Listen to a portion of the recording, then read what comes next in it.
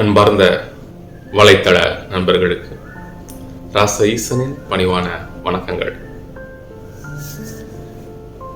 நன்மை செய்தால் நன்மை நடக்கும், தீமை செய்தால் தீமை நடக்கும் என்று இங்கே நிறைய பேர் நம்பிக்கிட்டு இருக்கோம். நான் நல்லது தானே செஞ்சேன், எனக்கு ஏன் நல்லது நடக்க மாட்டேங்குது, அவன் கெட்டது செஞ்சான் அவன் மட்டும் நல்லா இருக்கான் அப்படின்னு ஒரு பரவலான சிந்தனை இங்கே எல்லார் மனதிலையுமே இருக்குது.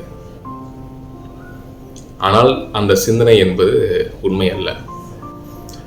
இந்த பூமியில நிரந்தரமாக நன்மை தீமை என்ற ஒன்று கிடையாது.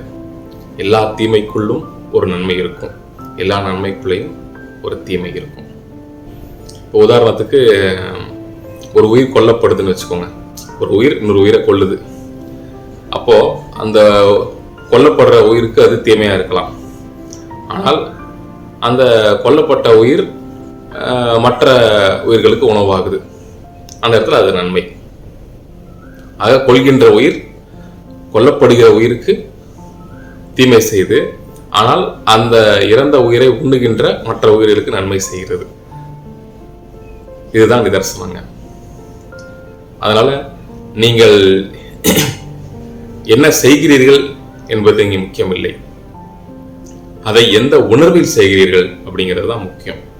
நீங்க எந்த மாதிரியான உணர்வை உங்களுக்குள் விதைக்கிறீர்கள், அது சார்ந்த சூழலும் அது சார்ந்த சுற்றமும் உங்ககிட்ட வந்துகிட்டே இருக்குங்க.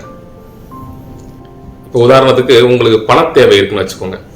எனக்கு பணம் தேவை இருக்கு இருக்கு இருக்கு அப்படிங்கிற அந்த எண்ணத்தை உங்களுக்குள் நீங்கள் விதைக்க விதைக்க மீண்டும் மீண்டும் இன்னும் பண தேவைதான் அதிகமாகும்.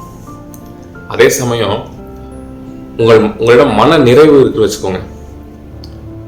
இப்போ என்கிட்ட போதுமான அளவுக்கு பணம் இருக்கு, நான் சந்தோஷமா இருக்கேன் அப்படிங்கிற உணர்வு இருக்குன்னு வச்சுக்கோங்க.